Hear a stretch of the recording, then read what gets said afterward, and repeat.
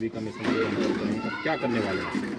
बहन वीरांगना पूनम देवी सांसद बनने के बाद उससे पहले उसकी एक ही सोच थी, अल्पसंख्यक समुदाय, वंचित समुदाय की लड़ाई लड़ने का उनका मिशन था।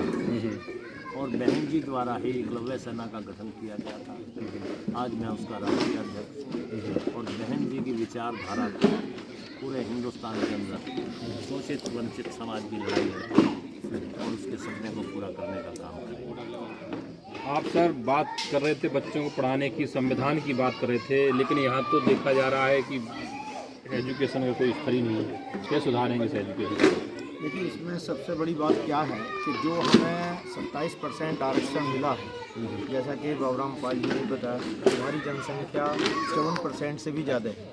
अभी बिहार में जनगणना हुई तो 63% है। वहाँ पे कर्पूरी ठाकुर आरक्षण फार्मूला पहले से ही है वहाँ पे। तो लेकिन उत्तर प्रदेश में और कई राज्यों में ये आज लागू नहीं है। तो बीजेपी ने 2001 में पहले बनाई थी, उसके बाद अभी जो है 2018 में, मार्च 2018 में राघवेंद्र कुमार जी हाई कोर्ट के जस्टिस थे, उनकी अध्यक्षता में ये समिति बनी और अक्टूबर 2018 में इसकी रिपोर्ट आ गई। आज लगभग 6 साल हो गए। वो रिपोर्ट जो है सामाजिक न्याय समिति की, पिछड़ा 7%, जिसमें बहुत सारी जातियां मेरे पे यहाँ रखा हुआ है। अति पिछड़ा 11%, अति पिछड़ा 11%, अत्यंत पिछड़ा 9%। तो मेरा ये कहना 11 + 9 20% जो हिस्सा है, जो अति पिछड़े और अत्यंत पिछड़े का, ये तो कोई दूसरा खा रहा। इनका तो एक आदमी भी ना IAS है, ना IPS है, ना डॉक्टर, इंजीनियर, किसी बैच में कुछ नहीं बनता। तो हमने इस चीज़ के लिए मान्यवर योगी जी से मिलकर इस समिति का गठन कराया था और इस समिति के गठन कराने के बाद आज इसकी रिपोर्ट 6 साल पहले आ चुकी, ये मैं आपको दे रहा हूँ, डॉक्यूमेंट दे रहा हूँ। और ये रिपोर्ट के बाद भी इन्होंने कहा कि साहब इसको लागू करेंगे। मैनिफेस्टो में भी नहीं रखा है, मैनिफेस्टो में भी नहीं रखा है। ये रिपोर्ट जो है मैनिफेस्टो में भी नहीं रखा और कहते हैं कि साहब इसे लागू करेंगे। कभी कहते हैं कृषि उत्पादन आयुक्त महोदय की अध्यक्षता में फिर कमेटी गठित की इसके इवैल्यूएशन के लिए, विश्लेषण के लिए, लेकिन कहीं कुछ नहीं। लेकिन अब ये दबाने से दबेगी नहीं, क्योंकि जो अति पिछड़े वर्ग, अत्यंत पिछड़े वर्ग, इनकी जनसंख्या आज की डेट पे 40 से 42% है और ये गवर्नमेंट 36% पे बनती है। उत्तर प्रदेश की सरकार 36% पे बनी हुई है और हमारी जनसंख्या 42% है। हमें किसी के पास जाने की जरूरत नहीं, लेकिन हमारे लोग जागरूक नहीं है, इसलिए वो अपने हिस्से से वंचित है। इसी प्रकार से जो संविधान प्रदत्त है, धारा 341, 340 अगर आप देखें भारतीय संविधान की, तो इसमें वर्गीकरण का स्पष्ट उल्लेख है।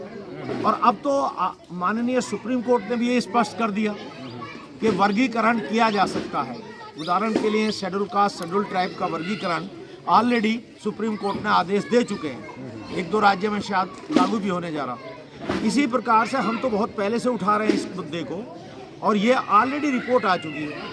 सिमिलरली भारत सरकार के अंदर हमने रोहिणी आयोग में 7 बार में मिला था व्यक्तिगत तौर से मैडम जी रोहिणी से, जो कि दिल्ली हाई कोर्ट की जस्टिस थी, और उन्होंने कहा हम जल्दी रिपोर्ट देंगे।